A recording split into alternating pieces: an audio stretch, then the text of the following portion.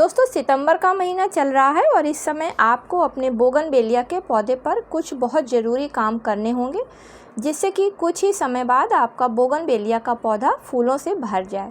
इसके साथ ही कुछ इसी महीने में आपको ऐसी फर्टिलाइज़र भी देनी होंगी जिससे कि आपके बोगनवेलिया के पौधे पर फ्लावरिंग सीजन में अधिक फ्लावरिंग हो।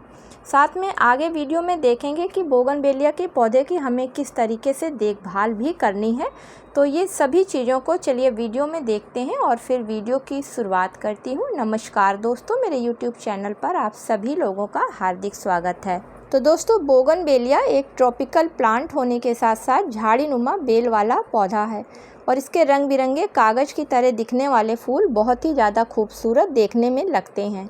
इस पौधे पर नवंबर से मई के बीच में बहुत अच्छी तरीके से फ्लावरिंग होती है।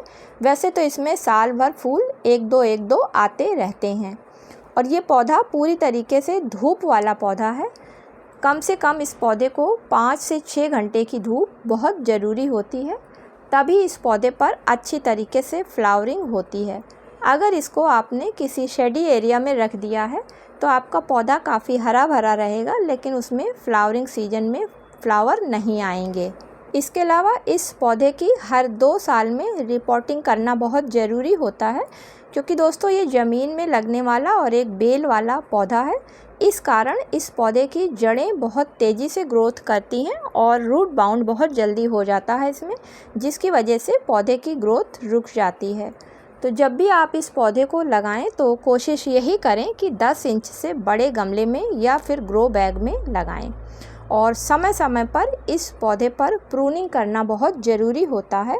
लाइट प्रूनिंग और हार्ड प्रूनिंग दोनों ही इस पौधे पर की जाती हैं। इस पौधे को कटिंग के द्वारा बरसात के सीज़न में बहुत आसानी से लगाया जा सकता है।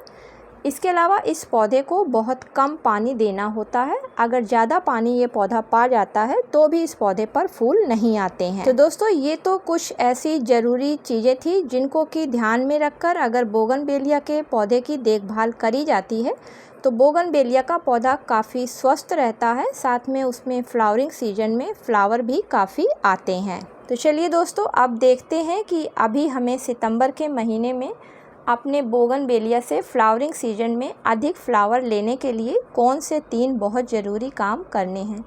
तो जैसा कि आप यहाँ पर देख रहे हैं, ये बोगनवेलिया का पौधा काफ़ी बड़ा हो चुका है और इस पर फूल भी आने शुरू हो चुके हैं, क्योंकि मैंने जुलाई के महीने में इसमें हार्ड प्रूनिंग कर दी थी।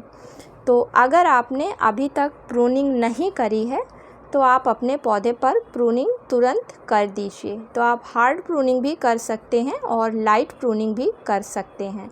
तो चूँकि मैं जुलाई में कर चुकी हूँ, इसलिए अब मैं इस पर लाइट प्रूनिंग करने जा रही हूँ।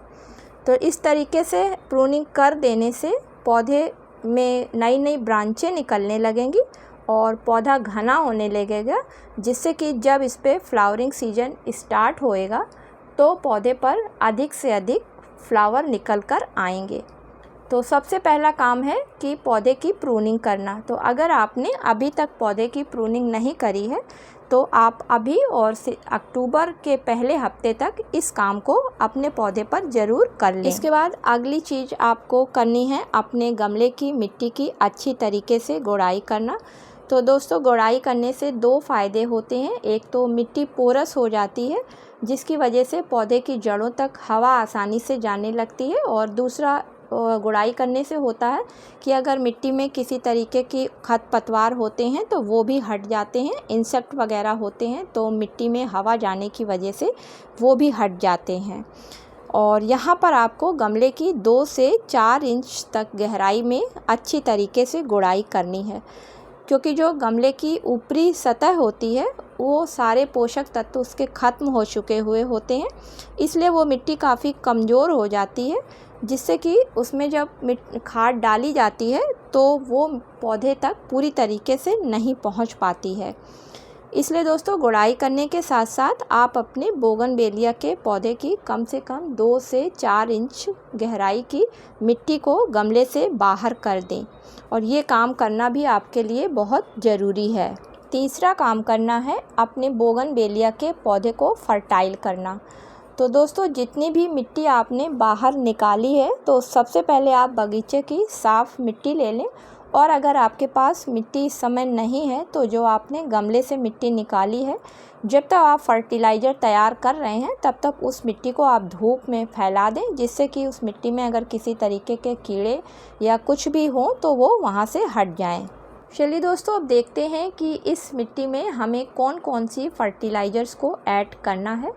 तो अगर आपका बोगनवेलिया का पौधा 12 इंच के गमले में लगा हुआ है तो उसके लिए आप लगभग 200 ग्राम के करीब वर्मी कंपोस्ट खाद या फिर गोबर की अच्छी सड़ी हुई खाद को ले लें। तो मेरे पास इस समय गोबर की खाद नहीं है, मैं वर्मी कंपोस्ट खाद को इस मिट्टी में ऐड कर रही हूँ। तो इन दोनों ही खादों में नाइट्रोजन काफ़ी अधिक मात्रा में पाई जाती है, जिसकी वजह से जब पौधे में इसका इस्तेमाल किया जाता है तो पौधे में नई नई ब्रांचें निकल कर आती हैं प्रूनिंग के बाद में, और पौधा काफ़ी हरा भरा और घना हो जाता है। अब दूसरी फर्टिलाइज़र, इसमें 2 चम्मच बोन मिल पाउडर को मिला लेती हूँ। तो दोस्तों बोन मिल पाउडर की जगह आप रॉक फॉस्फेट का भी इस्तेमाल कर सकती हैं। बोन मिल में बहुत अधिक मात्रा में फास्फोरस और कैल्शियम पाया जाता है, और इसका जब पौधे पर इस्तेमाल होता है तो पौधे का रूट सिस्टम काफ़ी मजबूत हो जाता है। इसके अलावा कैल्शियम की वजह से जो नई ब्रांचें निकलती हैं वो काफ़ी मजबूत होती हैं, और जब फ्लावर उस पर आते हैं तो फ्लावर नीचे झड़ के गिरते नहीं हैं। अब दोस्तों इसमें 1 छोटा चम्मच पोटास फर्टिलाइज़र को ऐड कर लेती हूँ। तो ये वैसे तो एक केमिकल फर्टिलाइज़र है, लेकिन अक्सर फ्लावरिंग के समय पौधों पर इस फर्टिलाइज़र का काफ़ी इस्तेमाल किया जाता है। तो इसको इस्तेमाल करने से पौधे पर फूल जल्दी आते हैं और अधिक संख्या में आते हैं। लास्ट में जो चौथी फर्टिलाइज़र इसमें हमको ऐड करना है तो वो 2 चम्मच नीम खली का पाउडर मिला लेते हैं। तो इससे पौधे में किसी तरीके के कीड़े नहीं लगेंगे और मिट्टी में भी फंगस नहीं आएगी। साथ में ये बहुत अच्छा एक NPK का भी पौधे पर काम करेगी, जिसकी वजह से पौधा स्वस्थ रहेगा और पौधे में किसी तरीके की बीमारी नहीं लगेगी। अब इन सभी चीज़ों को अच्छी तरीके से मिला लेते हैं, और हमने जो गमले की मिट्टी हटाई थी तो उसमें जो गैप हुआ है उस गैप में इस फर्टिलाइज़र और मिट्टी को अच्छी तरीके से फिल कर देते हैं। तो दोस्तों इसमें बहुत से पोषक तत्व हैं, साथ में नाइट्रोजन, फास्फोरस, पोटेशियम भी मिला हुआ है, जिसकी वजह से पौधे पर बहुत जल्दी फूल आएंगे और अधिक संख्या में आएंगे। क्योंकि बोगनवेलिया का जो पौधा होता है वो एक हैवी फीडर प्लांट होता है और इसको ज़्यादा फर्टिलाइज़र की और जल्दी फर्टिलाइज़र की ज़रूरत होती है।